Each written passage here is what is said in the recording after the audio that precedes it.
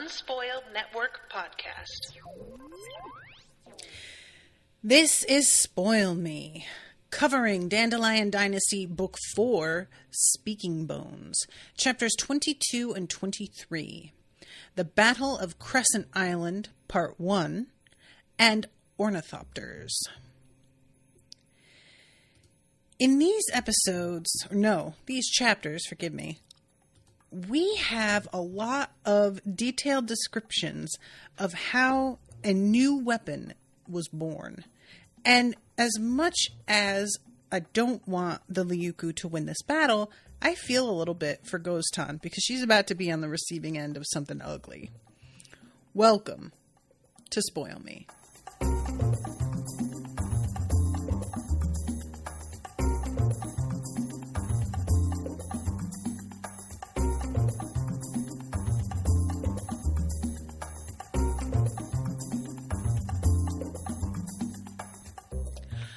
Welcome to the show, everyone. I am Natasha. Thank you very much to Kyle for commissioning this episode. What's up, Kyle? I asked Kyle originally, for those of you who might be reading along, I don't think anybody is, but initially this episode was only going to cover chapter 22, but I was looking at the audiobook and this chapter was only like 50 minutes long. And the next one was only 30 minutes long. And, the last episode had been about 2 hours. So it felt like just 22 was going to be way too short. The page number, the page count doesn't always exactly match, of course, but usually there is a big correspondence between a shorter audiobook chapter and a shorter number of pages. So I got in touch with Kyle and asked him if I could move 23 to this episode, and he said that was fine. I just really don't want to have to rush through. The next chapter was like an hour and 20 minutes or something by itself. So I think 24 will be fine for a whole episode next. I think it's next week I'll be able to cover that one. So we start on this island, this craggy shore, and we have the gods talking to one another again. On the eve of the upcoming grand battle, there were no signs from the gods at all. What a somber bunch. Aren't you going to cheer on your champions? Some of you have been clamoring for war for forever. I'd have expected a bit more spirit now that it's finally happening. And nobody responds. This is Tazu talking, which is unsurprising because Tazu is a posturer.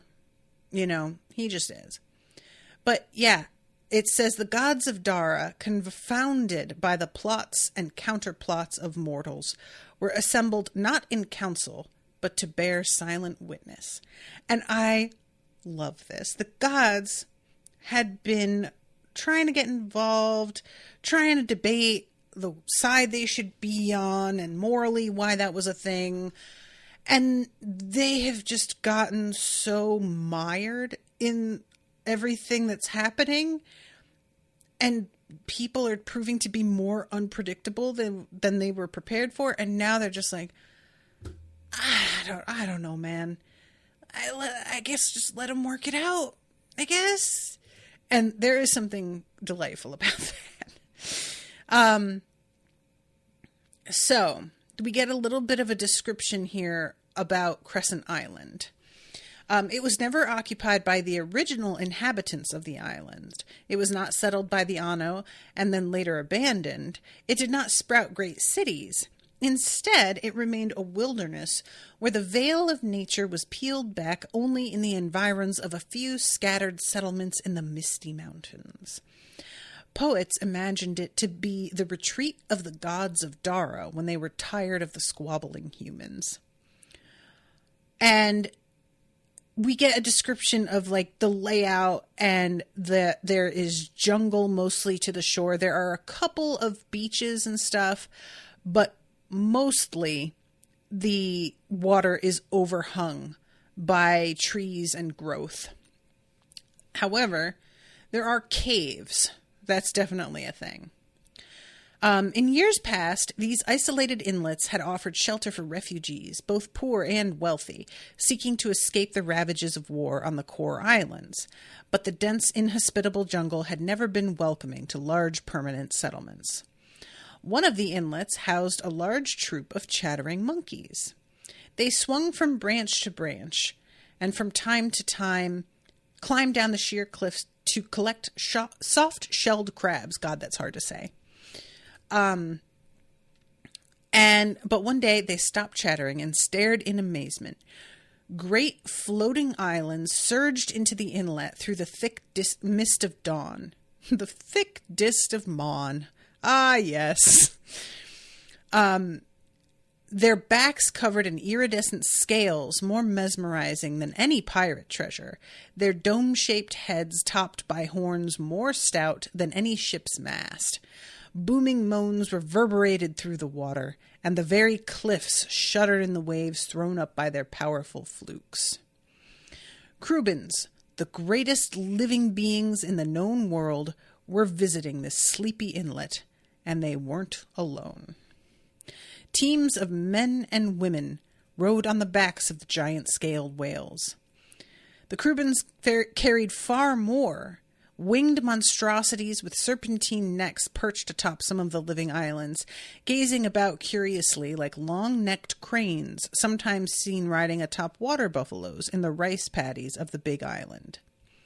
Led by a wise old monkey whose hair had turned all white, the simian troop faded into the jungle with nary a peep. They knew instinctively that their home would never be the same again. Which, that bummed me out. I am a real softie when it comes to animals being like at the receiving end of things they don't understand, you know, even if it's something that's like for their good in the end, it's hard. And I struggle with this a lot as, you know, the mom of a couple of pets. Doing what I know is going to be best for them long term can be really hard. And whenever you have like animals that are being displaced by human activity, even when it's necessary or understandable, I just always feel bad about it. And, you know, then it's worse when it really doesn't feel necessary. They're building a ton of houses across the street from me. And it used to be all woods. You literally couldn't see more than like 2 feet in because it was so dense. And it's gone. It's just gone. And now it's houses. And I really miss the view I used to have out my front window into this like fucking jungle. And now there's an empty home that at some point there's going to be a person living in that can see right into like my living room window. I was so sad about that, guys. There are so many things living in those woods. But anyway, so 3 days after the skirmish in the open sea, the Liuku fleet caught up to the escaping Dara ships on the shore of Crescent Island. And this is an amazing scene. So the Dara are hunkered down, and Goztan sends an emissary forth. A native official who she had saved from Kutan Rovo's wave of purges. If you surrender, Faze Goztan Ryoto, daughter of Dayu Ryoto, son of Fefir Vagape, promises you and all those under your command your lives. And Puma is like, oh, so will we be slaves? And the emissary is like, you'll be captives. And he's like, that isn't what I asked you. Now, is it? And the emissary says, the Thane can promise you and all officers above the rank of 100 chief that you will not be enslaved. And Puma is like, that's super tempting, but fuck you.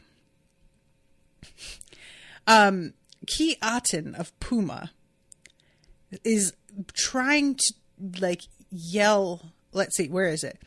3 days of tumbling over waves at the mercy of giant kite sails had made him vow to get back on land, any land, whether held by the Liuku or Dara, as soon as possible. what are you doing? He's very clear we'll be safe. Don't anger him.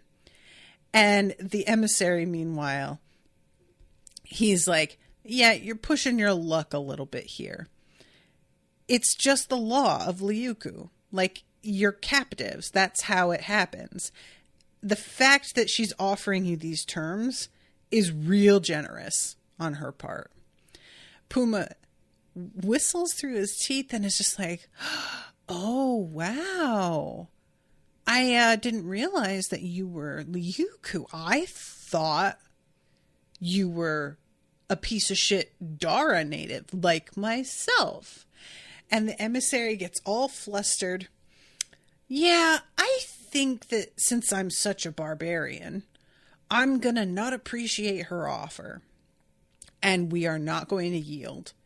Kiaten is over here like, wait, no, don't listen to him. Don't listen to him. It's fine. We're definitely going to take the terms. It's awesome. And the emissary is like, okay, I'm going to listen to that guy since he's obviously a lot more reasonable.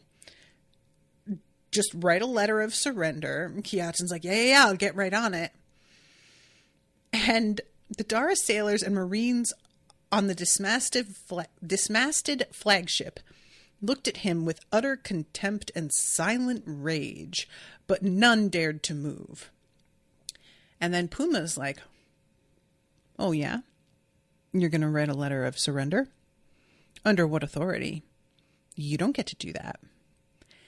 According to the Code of Imperial Military Conduct, Article 5th, Section 1, a military monitor is the highest authority in strategic decisions away from the battlefield, but the field officer is the highest authority when there is an active engagement. And Kiaten is like, well, there's no fighting right now. So this is diplomatic. So that means it's my jurisdiction. And Puma's like, no, there is fighting. And he gets the emissary and spins him around and kicks him in the ass to just fall off of this, like, short cliff. Puma grabbed a sword from a nearby marine and cut through the ropes tying the pinnace to his ship in one stroke. The pinnace toppled off the side of the ship, landing in the sea with a loud splash. Ass licker, oop, I meant ambassador. Do you agree we're in the middle of an active battle right now? And it's just such a good moment. He says, inform Thane Ghoston will be ready to fight her in the morning, which of course puts her on edge, thinking, oh, he just said that to throw me off my guard, but he's the fool. I will stay vigilant all night. But it turns out he fucking said that to get her to waste her time and energy staying vigilant all night, when in fact they are not going to engage her in the middle of the dark, you know. Kiaten is yelling at him, how could you fucking do this? And Puma is like, yeah, okay, see, here's the thing. You just want to, like, stay alive no matter what. That's all that you think is all that you think is important, all that matters. I don't see things that way. And all of his people are cheering and clearly share his point of view here. And Kiaten is trying to say, like, oh, I'm going to, like, write a report about your insubordination. It's going to be part of your permanent record. Why don't you get a head start on drafting that report? Then he turned back to his troops. Pull into the inlet. We have much to do before tomorrow. So then we go to Ghoston. And of course, she's being vigilant, staying awake all night. To stay alert and keep up morale, the Thanes and Naros Votan demanded that Tuliusa be distributed to them and their troops. And Ghoston doesn't love this, but basically the dispensation of so much Tuliusa that has been normalized by Kuton Rovo has made it seem really, like, stingy and kind of almost, I want to say, like, old-fashioned to restrain how much people can consume. And so she gives into this because it's just sort of an expectation now. but she doesn't like it. And she keeps thinking about how much Kutan Rovo is dispensing and wondering where the hell she's getting it from. And is sort of like, I really wish I could find a, secret, like, farm that she has made, because that is a direct violation of the way things are supposed to work with the Liuku. But she hasn't found anything like that, and we know where it's coming from. In the end, all the preparations were for naught. The Dara fleet spent the night just inside the mouth of the inlet in peaceful slumber. A few of the ships reported bright bonfires. Native divers sent in as spies reported the crew of those ships were roasting meat and dancing and singing as though celebrating some holiday, which I really do enjoy that. It's not only are we not going to like attack you the way that you think, we're literally going to be having such a good time. We are partying, we are resting, we are feasting, we're having an awesome night. Sucks to be you. So Ghost Town is kind of like, God, I can't believe I fell for this. Ugh. But what are you going to do?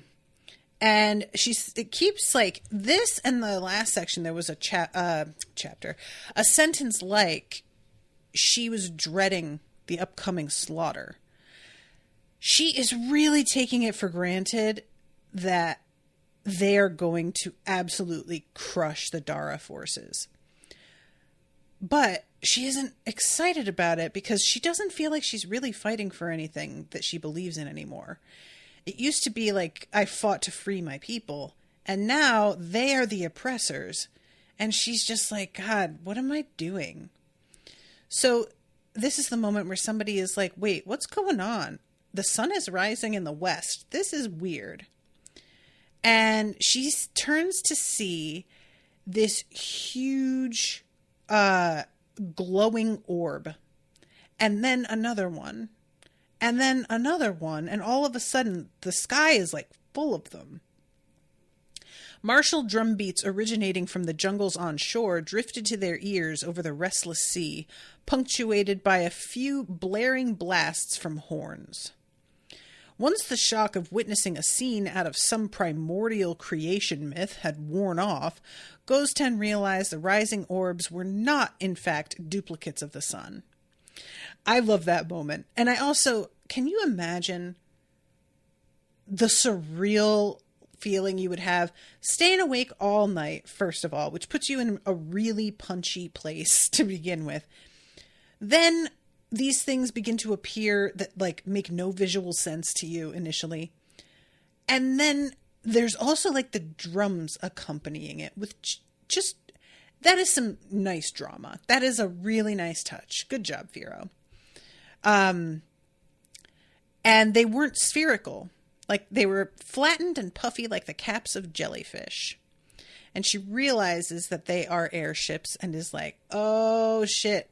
I may not have been at Zathan Gulf, but I know that this has got to be one of those things that has like the Silkmotic force. Somehow, in this inhospitable, uninhabited corner of the islands of Dara, Firo's little band of misfits had managed to assemble a fleet of Imperial airships rivaling, no, surpassing, the fleet Ginmazoti had fielded with the resources of the entire empire behind her. And what I find interesting is that this is written as if it's Goztan thinking this, but I don't think it is supposed to be that she knows that Firo's got a little band of misfits. So it's just a little bit of a departure from the way that normally Ken Liu writes when he's in somebody's POV. He writes as if everything is in their mind and only kind of takes a sort of step back from it in that really detached way after a break in the middle of the chapter. And he doesn't do that here. So I couldn't quite tell if she does know about Firo's people or not. So then we go to Firo's POV. And he says, okay, I've got two opponents in this war. One was tightly knit, cruel, resourceful, and dedicated to war as a way of life. The other was disordered, indolent, self-indulgent, and so enamored of peace that the martial spirit had deserted the body politic. Not only did he have to overcome this militaristic Liuku, he also had to find a way to win over the cacophonous, many-minded multitudes of Dara. And we get kind of, this is a moment, and it's not often that I say this about Ken Liu's writing, but this is a moment where we get almost an exact repetition of an idea from literally like a chapter ago. We get a whole explanation about how people are fickle and they're not always going to like support war. Like, we just went through this. We really don't need this again, you know? So I found it really weird that he felt the need to restate all of this.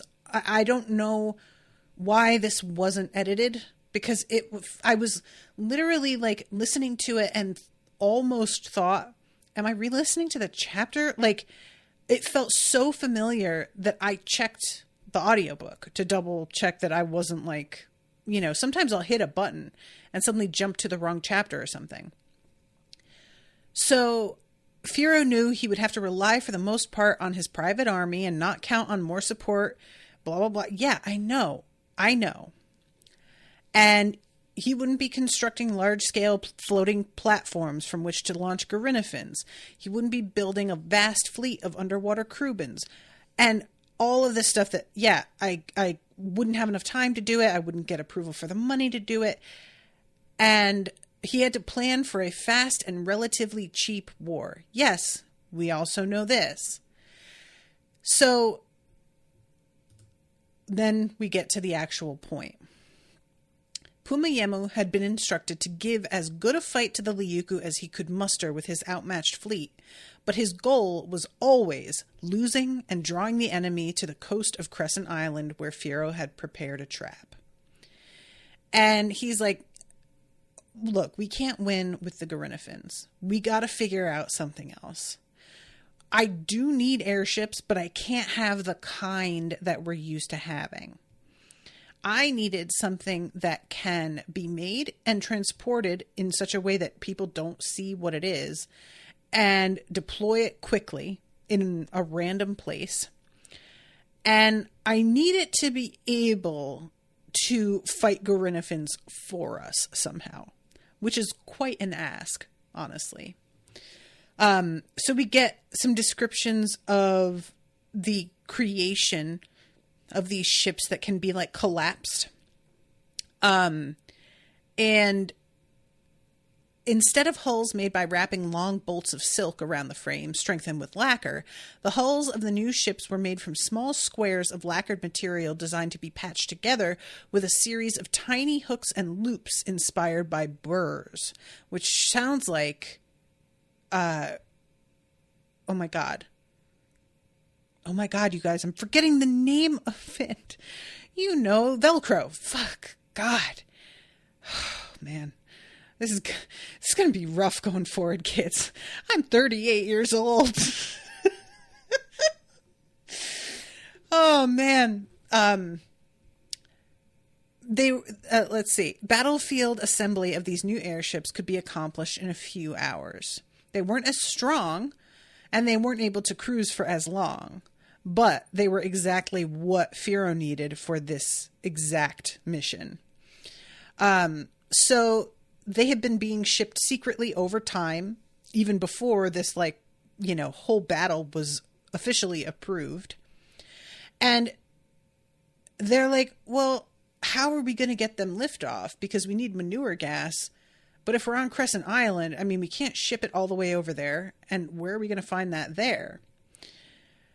And there was a discovery from generating this gas from rotting vegetation in a sealed chamber.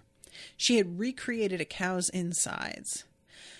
Zomi passed on this information to Rati. The technique was scaled up and adapted to the underground caverns of Crescent Island.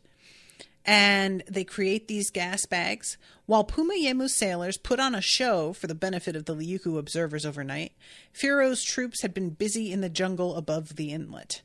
As the morning sun rose, the battle-ready airships lifted off, ready for the long-planned confrontation. Now, I understand Gostan falling for this in a general sense, but what bothers me about her falling for it in a larger sense is the fact that she had just been saying to, was it Notami, is that his name? That usually what Puma Yemu does is feints. And I would have thought it had occurred to her when they're getting reports that people are just feasting and sleeping, that maybe this was a distraction. And I'm a little bummed that it didn't enter her mind. So we have these fish. The Liuku are looking up at them and kind of impressed. Since the Battle of Zathan Gulf, Silkmotic airships had played a prominent role in the nightmares of young Liuku Naros and Kuleks, waiting for the inevitable day when they had to fight for the survival of Ukyu-Ta'asa. But the Liuku had never expected the airships to be so beautiful. The giant vessels shimmered in the brightening sunlight, their billowing surfaces flexing, undulating, heaving, wobbling, more like living, breathing creatures than machines of war. You don't say. So this is when Gostan is like, all right, I'm going to have to say something here. I have to get my people hyped up. She knows these ships are going to be kind of intimidating. She knows that her folks may be feeling a little bit of doubt about what's going on. And she starts off talking about how we came to this land on the promise of Peku Tenryo of a better life, and we have fulfilled that dream in many ways, and they're cheering and they're really feeling themselves. But then she says, look, these ships are super scary. And I know that some of us are feeling like maybe we left behind too much, or maybe that our actual enemy is amongst our own people, that we may be doing the wrong thing. But the thing is, we are in a position right now where that kind of doubt has no place. So put that aside and get your head in the game. And the final sentence is, doubt is a luxury enjoyed only by those who survive. Which is really a hell of a line. That's quite good. So, then we go to Firo again. And he is watching these airships. And he has been thinking to himself a lot about his dad because he knows what a risk this is. It's a gamble. And that's basically his dad's entire jam. So he is sitting on a Garinafin and he says to it, not yet. And what my assumption is that after these things are released, then the Garinafins are meant to sort of climb into the fray and clean up. But we'll see. I don't have that completely, that's not confirmed. Once the airships had risen high enough, gigantic feathered oars like tentacles emerged through slits in the sides of the hull. As teams of oarswomen grunted and pulled, the ships began to slide gracefully forward, gaining even more altitude, as they were designed to do. And drum beats grew more rushed, horn blasts like claps of thunder. I mean, honestly, the drama. Oh, it's beautiful. And then arrows with clumsy burr-shaped tips about the size of a person's head poked through the holes. 12 aerial jellyfish, their stingers bared, pressed menacingly toward the Liuku fleet. And Gostan is looking up at this whole thing and is just like, oh man, this is, first of all, I am not going to be with the Garinafin riders, which is rough. And she's thinking about getting older for a moment and has to sort of push those thoughts away. But then 10 Garinnifins pulled out of their circling pattern and headed for the golden shimmering Imperial airships. The younger Naros and Kuleks cheered with the thrill of finding themselves face to face with monsters known only from legends. And the Garinnifins head toward them.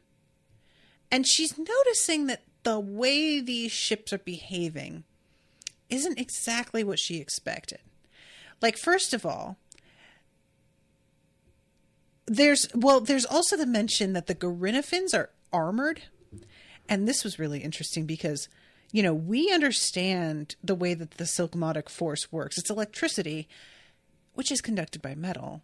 I have to assume that this is going to go pretty badly, especially for the armored Garinnifin, which, again, I feel really bad for these Garinnifin. They don't want to be part of this, They just want to be fucking left alone. But in that respect, we have, like, a bit of an advancement with the Liuku, which I'm not entirely certain I view as a genuine advancement, considering they are fighting against people who can wield electricity. And she also says a prayer to Diasa, club maiden and huntress, who she had prayed to save her father. He died anyway, and she basically didn't pray to that goddess again since that day. Because why would you? She failed you utterly. It makes sense that you'd kind of drop her as a, figure in your life. But she is making this promise that if the goddess, guards her men, that she will never eat meat again, which is wild. That's a hell of a fucking promise. A decade ago, the mighty Liuku invasion force that had threatened to overwhelm the islands had crashed into an immovable barrier at Ginpen. At the root of the cascade of Liuku tactical errors lay a piece of humble and easily overlooked equipment, the collapsible bamboo caltrop that the Dara defenders had used to jam open the jaws of the Garinnifins. So they have this new piece of equipment here. Ghostan ordered the first wave of 10 Garinnifins to approach the Imperial airships with their mouths muzzled. It usually was only done during war games, but Ghostan wanted to probe the defenses of the airships. As pilots guided their Garinnifins to swoop past the billowing bows of the airships, archers, hidden within, not realizing the Garinnifins were muzzled, launched volleys of caltrop-tipped bolts.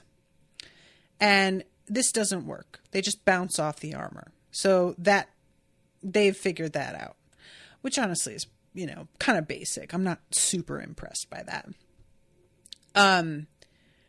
And Tamvanaki had then set up a secret workshop, and this is the description of creating the armor.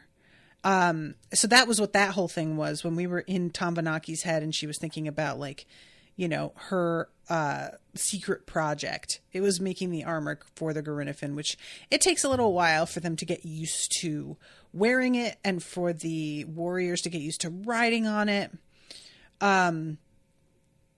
And it says, though no hideous Silkmotic bolts had yet been launched, it seemed not unreasonable to expect they would be as ineffective against armored Garinnifins as the bird caltrops. And I'm just like, oh, kiddo. Not only are they going to fry your fucking Garinnifin to a crisp, they will kill your rider also. It's going to be ugly, kids. It's really going to be bad. So the archers back off, and everybody is taking this as kind of a victory. And then Firo, we go back to his POV again. Firo's airships were in no way the equals of the magnificent vessels that had carried the Marshal to victory. And we get a description of why they aren't in the way that they're built. But then even the giant dangling spheres were not fashioned out of coiled Garinnifin gut filled with captured lightning. In fact, they were simply papier-mâché shells designed to look like weapons of mass destruction. Firo had struck upon the same trick that had once served Thera so well. The airships were crafted to evoke the memories of a different war in his enemy. I really like that it's like a psychological ploy. I am going to kind of, first of all, psych you out a little bit by reminding you of a major defeat of yours.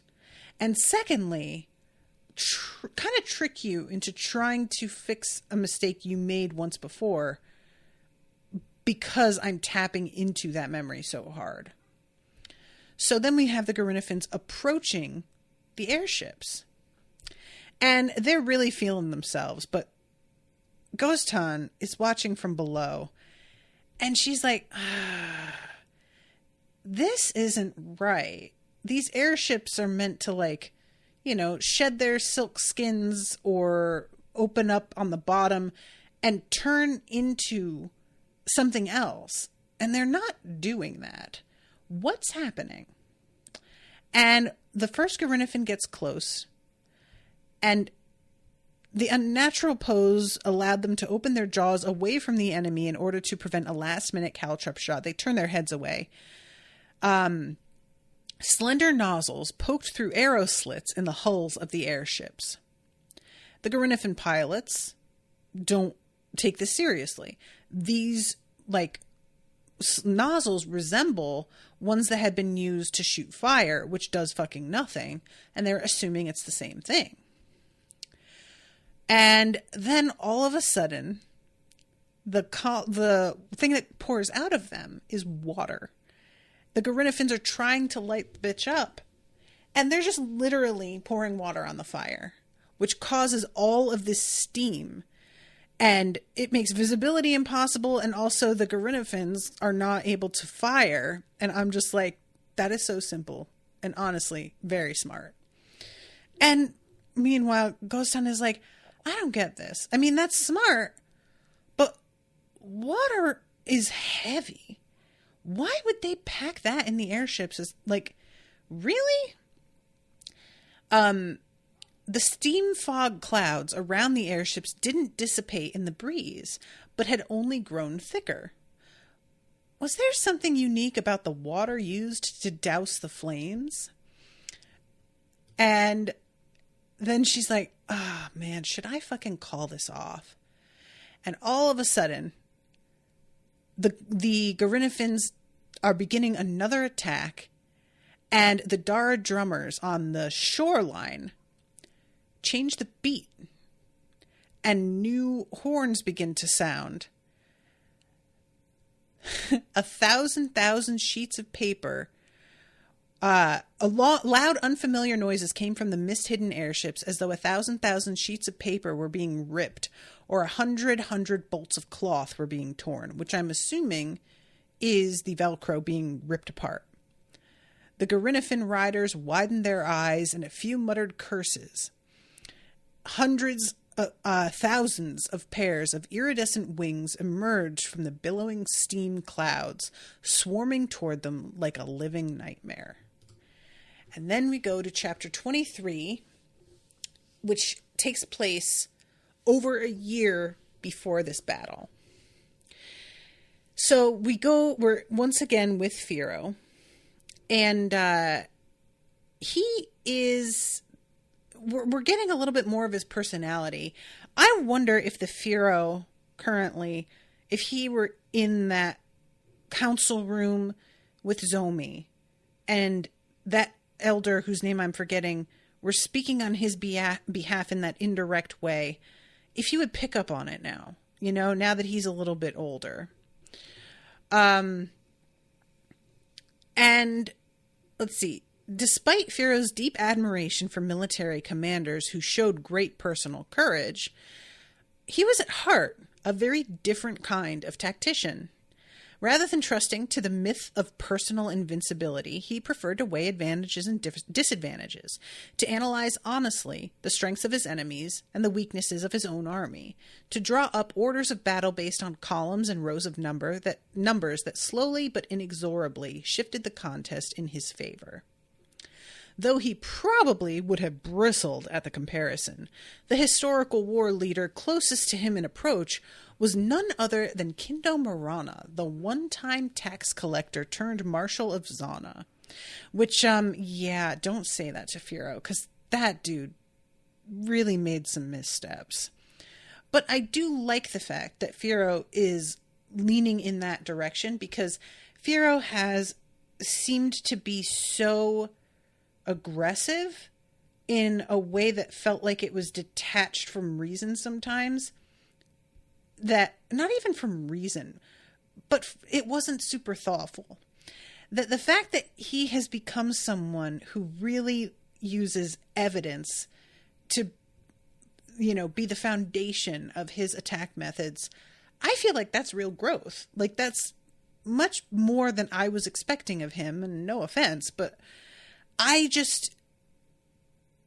see him still as the young kid that he was in Veiled Throne when he was arguing with Gia in a way that felt like he didn't have his arguments really. All he could say was like, fighting is the right thing to do. Going to war is the right thing to do. And he didn't seem to have any real appreciation for like, not only the consequences, but the resources required. So this is a big shift for me in the way that I look at Firo. So let's see. Firo wasn't so foolish as to think that victory required only that he ride to Creepy on the back of a Garinnefin laying waste to everything, as portrayed in some patriotic propaganda pageant.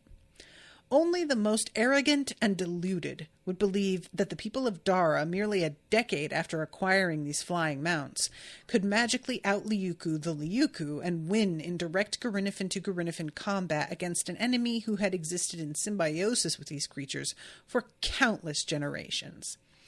And I really, really appreciate that, because, in something that was written less well, or in a movie, they would be doing just as well as the Liuku with these mounts. That wouldn't even be a question. A decade would be considered plenty of time. And I appreciate that it is being acknowledged. It's about so much more than just training the animals, And he's also like, yeah, our Garinnefins are going to be smaller. They're going to be younger. They are not going to have the experience that the others have in battle. There are going to be fewer of them. Like, there are so many disadvantages.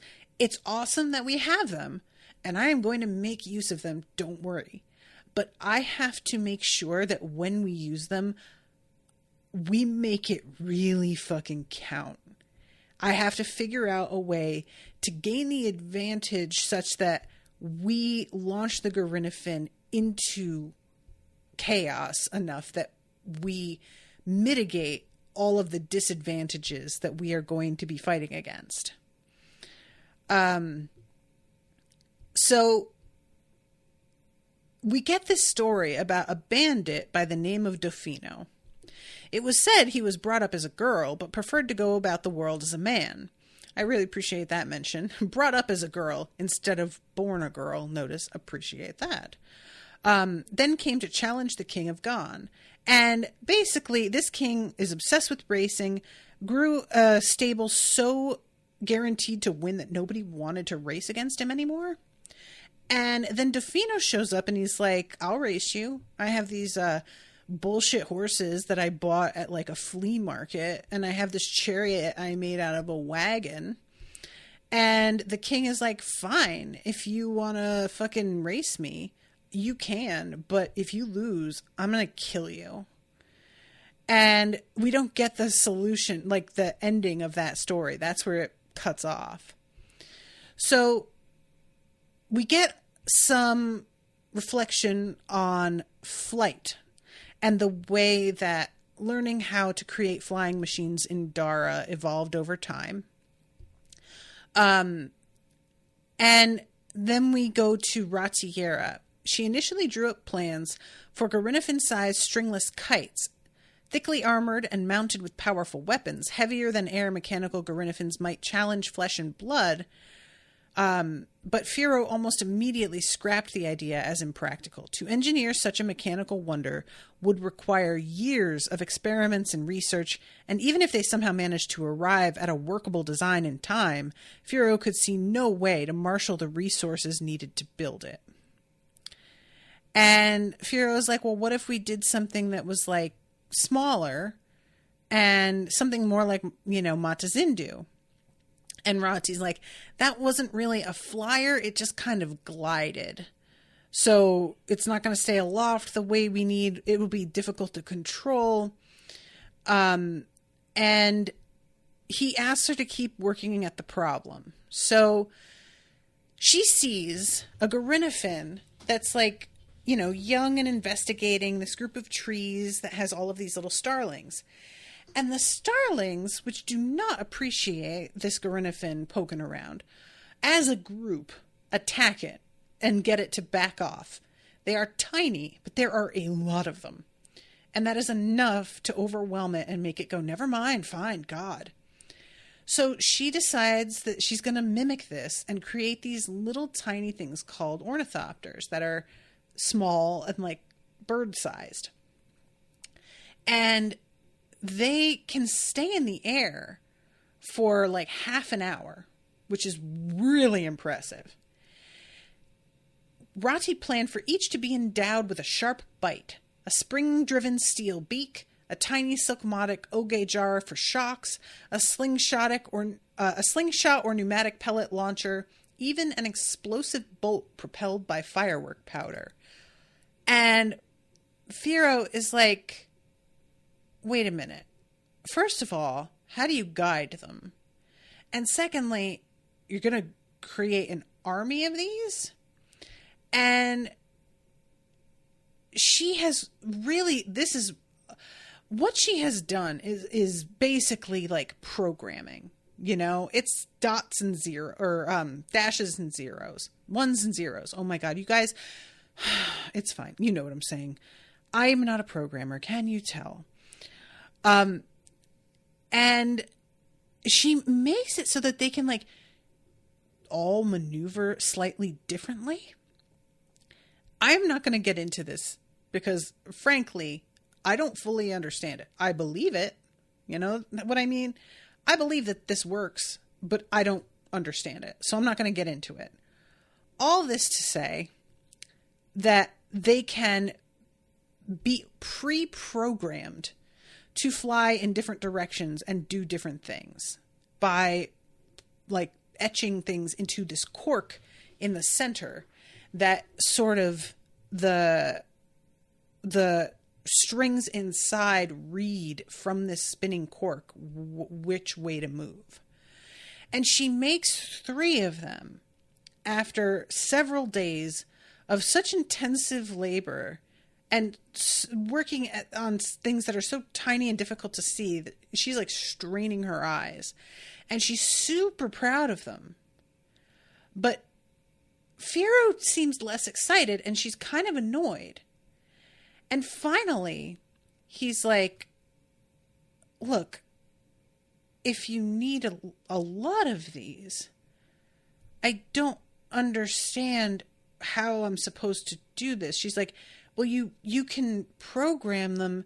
This could be like all of them flying in formation and yada yada. And he's like, yeah, but it took you how long to make these?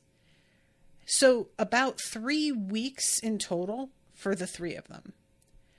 And he says, how fast can you make them with practice? And she thinks maybe 1 a day. And what about the cork plugs? Well, I have to use an embroidery needle. They're delicate. And Firo is like, look, these are incredible, but we would need tens of thousands of these if we want them to do anything. And based on what you're telling me, there is no possible way that's happening.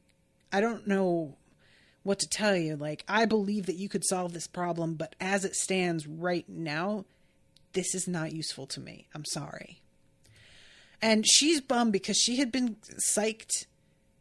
felt bad that he didn't have the excitement about it that she did, and then immediately realizes, like, oh God, I was really thinking about the excitement of an invention.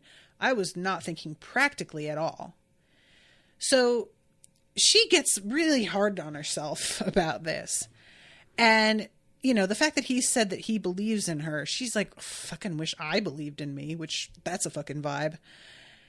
And she is thinking about how to make a bunch of these at the same time. And suddenly remembers the restaurant battle at the Splendid Urn and the way that they managed to connect Mati's hand, her knife, to like a mechanical hand, so that all 20 other knives at these other stations moved in the exact same way as she does, thus recreating the cuts in the exact way she was doing them. Basically automating it. And Rati is like, oh shit. And I love this. She sits up straight in bed and rings her bell for her assistants. And she had like laid down not that long before. And I like to think that her assistants are like, oh, Jesus, I was just falling asleep. But anyway, she manages to make 100 by the next day. And she's like, by tomorrow, I can have another 100. And he's like, no shit. So she has made a factory, basically, using a water wheel. And it's turning the gears to the, little tools that are making the parts. And we have a very interesting moment here. A system is better than mere craft. What can't be done by 100 master artisans can be accomplished by 10 unskilled soldiers with the aid of mechanized precision and standard parts. Firo was reminded of Empress Gia's insistence that a bureaucratic system built around standardized rules was better than ad hoc decisions made on the fly by wise ministers. This also solves the problem of repairs and replacements. There will be plenty of spare parts without any need for customization. Firo nodded. He wasn't sure if he was more impressed or saddened by the fact that Rati had come to the same conclusion as his aunt mother, albeit in different domains. So we're getting industrialization. This is how it works, right? When war necessitates moving forward technologically, the world changes with the technology of that war, which is what happened with us, and World War I was the beginning of it, but that really started to take off after World War II. And that's what's happening here. We're getting like our first look at a factory, and this is going to change the whole world. And she doesn't know that's what she's done here. She's just trying to make tools to win this war. This is going to have some far-reaching consequences, though. And Firo feeling a little bit sad over it. It's like, she hasn't quite... He's saying, I wish that she hadn't reached the same conclusion. She hasn't, dude. She is talking about this in the practical terms that you need right now. But I don't think if you sat down and had a conversation with her about like the overall system, that she would try and compare manufacturing products to like human beings and the ways they're treated. That's not to say that she wouldn't understand where Gia is coming from. But, I have a real love-hate relationship with Gia's thinking, as we all know, because I think that systems are totally necessary, and there should be more, I think that we should regulate guns. I think gun control should be a thing, and that would be a system that we would put in place. But also, systems can be built specifically to oppress by people who know how to game that system, so that breaking the system down later will be almost impossible. And that's where we're at with the United States. And so many things, it's going to be very difficult to undo, because we have created systems that it's like trying to perform open heart surgery on yourself. So, I just always struggle with this. Flight plans for the ornithopters had to be varied, elaborate, and complex to be effective against the Gorininfans. Some would have to stay in holding patterns to patrol the space near the airships. Others would have to swerve and zigzag to confuse them. But it was almost impossible to create these paths when she could only think in terms of tiny holes punched into cork cylinders. And finally, she needed a way to translate high-level patterns into constituent atomic wind beats. She began by breaking down the motion of an ornithopter into the most primitive components. Weak stroke of the left wing, strong stroke of the right wing, normal beat with both wings, shift gyro forward, backward, one click. Though Rati was illiterate, she, like almost everyone in Dara, had some knowledge of basic and folk logograms. Thus, she devised a system of mnemonic pseudo-logograms for recording these fundamental primitives, including wax symbols for numbers, directions, and degrees. By combining these basic logograms into bigger compounds, Rati could use wax to write out a series of instructions akin to the rope maps for the self-driving carts that anyone could read once they learned her system of pseudo-logograms. A bitch is programming. This is programming. She is a fucking maniac. Honestly, I love that Rati is responsible for coming up with computers. Like, she is truly... God bless people who know, like, think like this, because I could never. Just the amount of time and investment of energy and experimentation. Oh my God. Overwhelming does not begin to cover how I feel at the thought of it. So eventually she does this, and then she's like, ooh, I can do even better than that. Repeat the following 3 lines of instruction 5 times. Keep repeating the following block until the ornithopter is flying straight up. Repeat the following block 6 times, but make the stroke stronger each time by 1/10 of a full swing, and so on. What? Like, I mean, it just blows my mind. And I have to mention, I'm giving Rati credit as a fictional character. This is Ken Liu, who I know, this technology exists for him to base these things on. It's not like he invented these, but like, he didn't not invent this idea. He has managed to take this technology, and I'm sure there's historical precedent for some of what he has built here.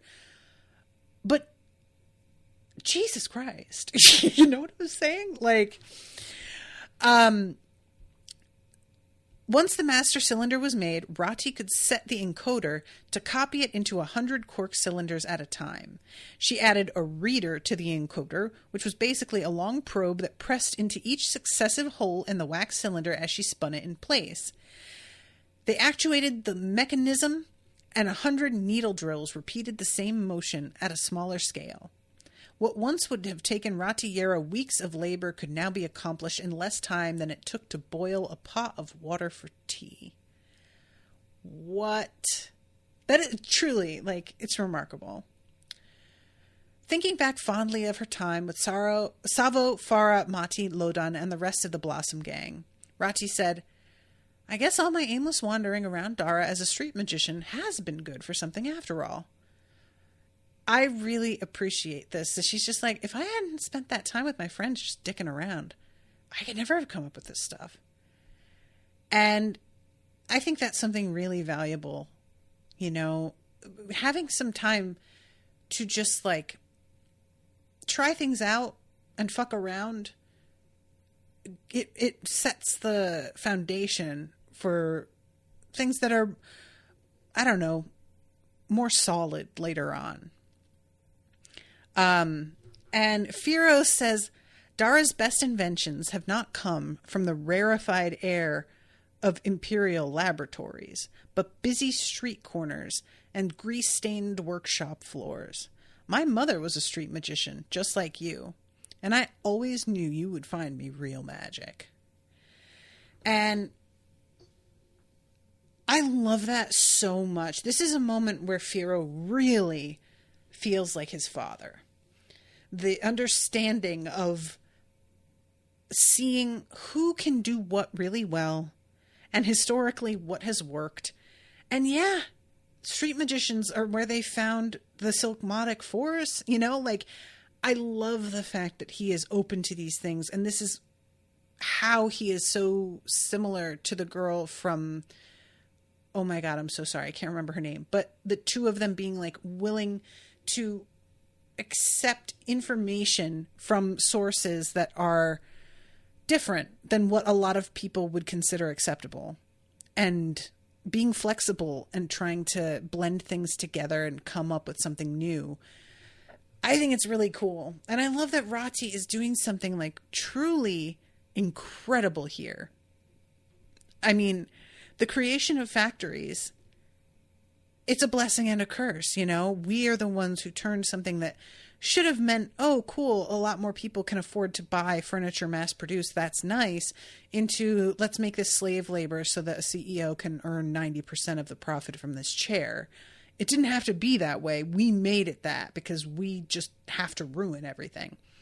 So I'm not trying to blame Rati for the eventual collapse of the global economy, obviously. I'm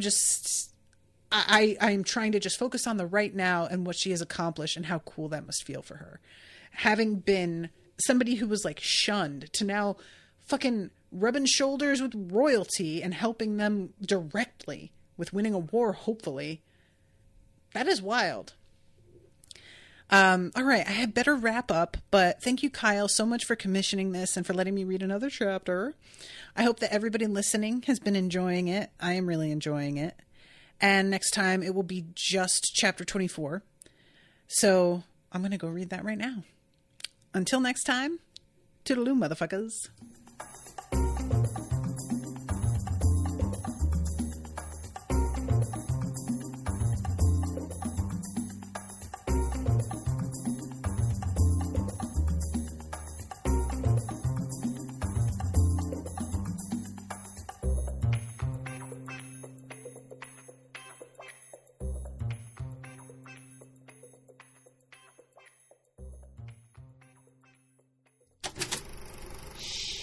That was an Unspoiled Network podcast.